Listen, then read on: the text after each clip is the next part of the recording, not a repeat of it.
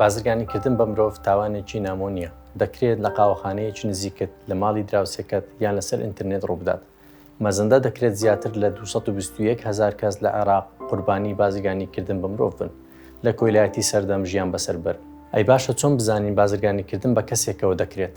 نیشانەکانی چین و چۆن هاوکاری بەدەستبێنین؟ پاراستنی کۆمەلگا ئەرچی هەموو تاکێکە. بازرگانیکردن بە مرۆڤ واتە بەدقۆستنەوە یاخود ئیستیغلالی کەسێک بۆ بەدەستهێنانی قازانج لە ڕێگای کاری زۆرم لێ یان سێکس یان هاوسەرگیری یان سوال پێکردن یان بردننی ئۆرگانی دەستەی مرۆڤ. بازرگانان باری هەژاری و ئاوارەیی یان خەونی ژانێکی باشتر دەقۆزنەوە، بەڵێنی هەلی کار و خوێندن یان خۆشەویستی بۆ کەسانە دەدەن تەنها بۆ هەڵخەڵەتاندنیان و توندتیژیکردن پێیانەوە و خستنیان بۆ ژێرباری قەرزەوە. دەکرێت هەموو کەس بە ئامانج بگیرێت، بەڵام ژنان و منداڵان و کۆچبەران و ئەوانەی پاڵپشتێکی بەهێزیان نییە لە ژێر مەترسیەکی گەورەتردان. ڕێکخراو ناحکومەکان ڕۆڵێکی گرنگ دەجێڕن لە هاوکاریکردنی قوربانیانی بازرگانیکردن بە مرۆڤ و ئەوانەی لە ژێر مەترسیدان لە ڕێگەی پێشکەشکردنی کۆمەڵی خزمەتگوزاری. نمونەی ئەمانەش دەستنیشانکردنی کەیس، بەڕێوەبردنی کەیس، خزمەتگوزاری یاسایی، خزمەتگوزاری دەرونی کۆمەڵایەتی، هەروەها داکۆچکردن لە لای دەسەڵاتە پەیوەنددارەکان بۆ دڵنیابنەوە لە بەرزڕاگرتنی مافی قوربانیان. کوردستان وڵاتی مەبەست و سەرچاوە و ترانزیتە بۆ قوربانیان و ڕزگاربوانی بازرگانیکردن بە مرۆڤ. لە هەرێمی کوردستان باوترین جۆرەکانی بازرگانیکردن بە مرۆڤ بریتیە لە کارپێکردنی زۆرم لێ، کارگوزاری ماڵان و سوالکردن بە منداڵان. کارپێکردنی زۆرم لێ بە تایبەت ڕوبەڕووی کرێکارە بیانیەکان دەبنەوە کە لە بیناسازی یان کشتتوکاڵ یان لە ماڵان یان لە بزنسی بچووک کار دەکەن. ئەگەر کەسێک کاتژمێرێکی زۆر کاری کرد، ڕۆژی پشووی نەبوو، موچەیەکی کەم یان هەر موچەی پێ نەدرێت، نەتوانێت بەخواستی خۆی کارەکە جێبێڵێت یان بەڵگەنامەکانی گڵ درابێتەوە، ئەمە نەک تەنها نادادپەروەریە، بەڵکو دەکرێت بازرگانیکردن بە مرۆڤ بێت. بەدقۆستنەوەی سێکسی ئەگەری ڕوودانی هەیە لە هۆتێلەکان یان ماڵان یان بە ئۆنلاین لە ڕێگای کامێراوە. دەکرێت قوربانیان کۆنتڕۆڵ بکرێن، هەڕەشیان لێ بکرێت یان بە هەڵەدا ببرێن سەبارەت بە جۆری کارەکە. بەدقۆستنەوەی منداڵ وەک سوال پێکردن یان شت فرۆشتن لەسەر شەقامەکان لە ژێر چاودێری کەسێکی گەورە، ئەگەر دەستکەوتی منداڵ بۆ خۆی خەرج نەکرێت یان ئازاد نەبێت لە وازهێنان، کەواتە ئەمە تەنها کارپێکردنی منداڵ نییە، بەڵکو ئەگەری هەیە بازرگانیکردن بە مرۆڤ بێت.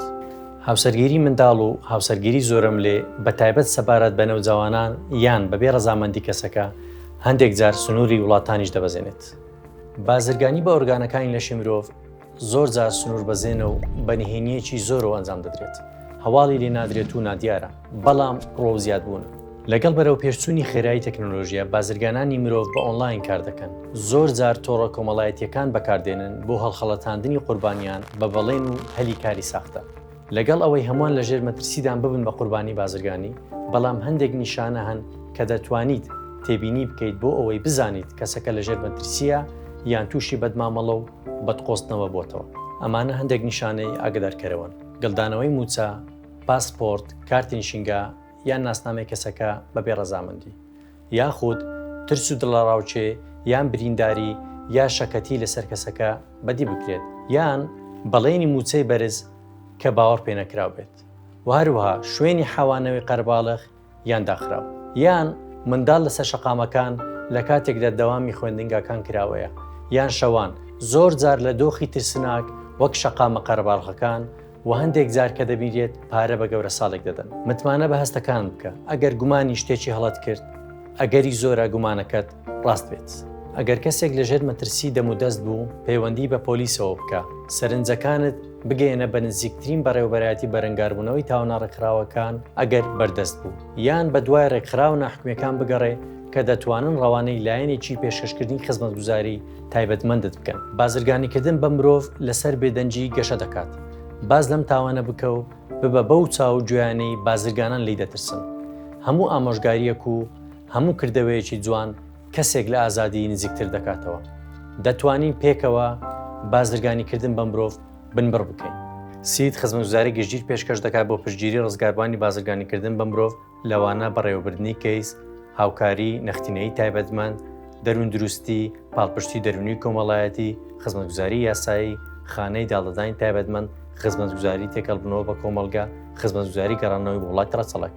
ئەگەر خۆت یان کەسێکی ناسیارت ڕوبەڕووی هەریەک لەوانەی سەرەوە بوونەتەوە، تکایە پەیوەندی بە سید بکەن بە وەرگرتنی ڕاوێژ و پشتگیری.